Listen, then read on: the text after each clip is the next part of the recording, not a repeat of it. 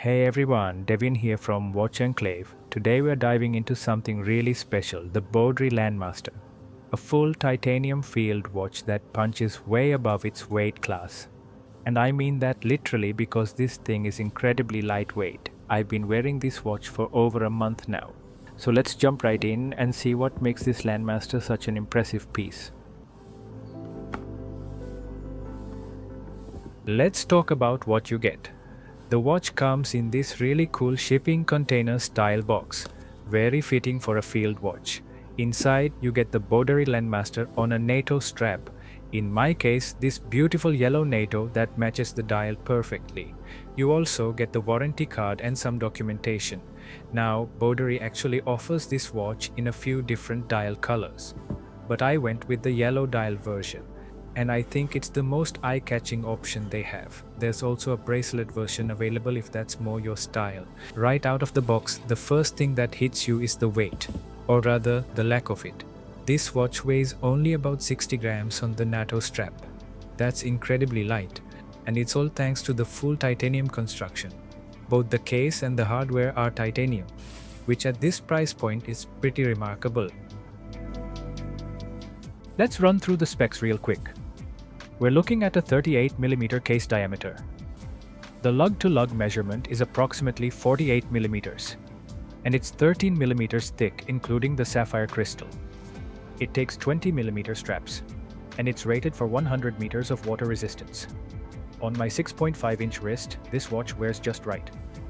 In my experience, anything under 50mm works well for a wrist of my size, so this nails the proportions. Under the hood, we have the tried and tested Seiko NH35 movement.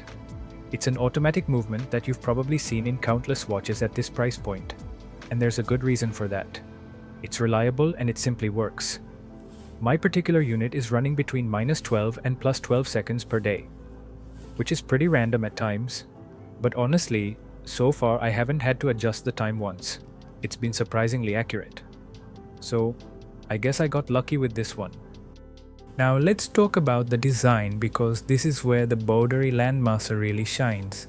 It's a field watch design, and I'd say it's fairly original. It doesn't really remind me of anything specific in my collection. It has its own character. The dial is where things get really interesting. This grainy matte yellow dial is absolutely beautiful. I love the texture on this thing. It's got this sandpaper-like quality that catches the light in really interesting ways. The execution here is excellent, especially when you consider the price point. The black indices and the handset stand out beautifully against that yellow background. And here's a detail I really appreciate. The second hand has this red tip, and it perfectly complements the red Landmaster text on the dial. It's these small design choices that show someone actually thought about the aesthetics here.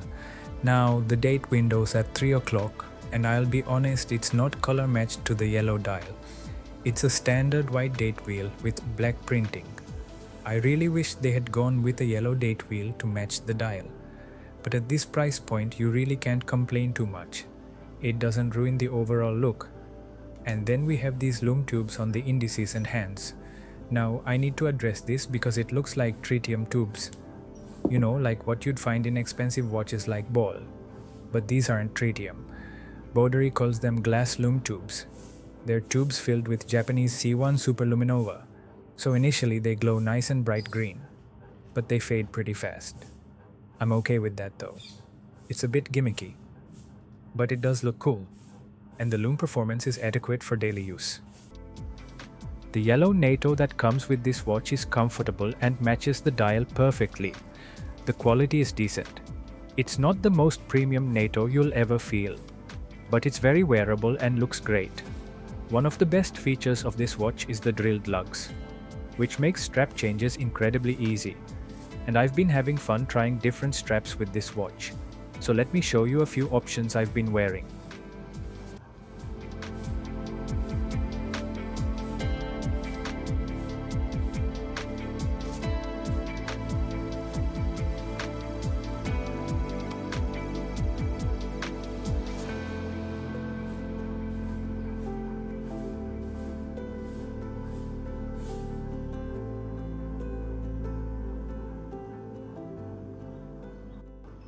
Let's talk about the crystal, because this is another area where Boderry impressed me. It's a domed sapphire crystal, and the dome effect is really nice.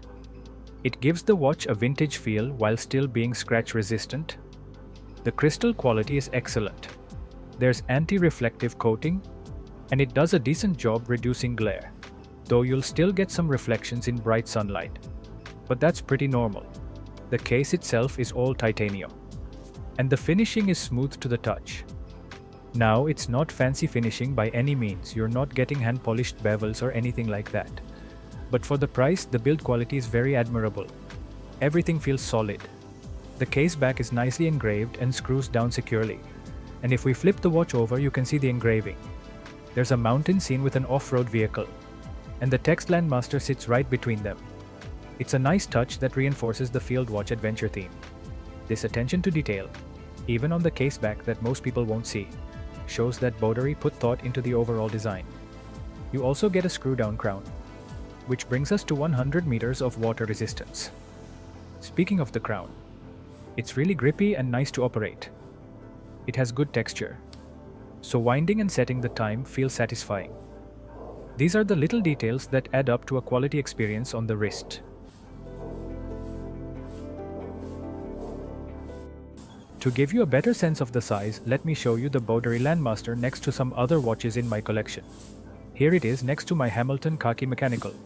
And here's my Hamilton Khaki King.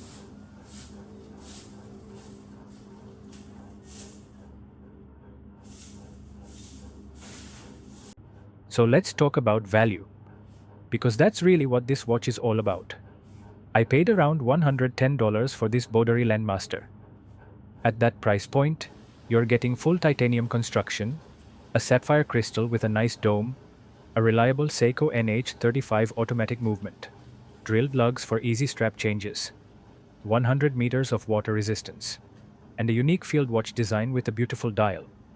When you look at what else is available at this price point, it's really hard to find anything that offers this combination.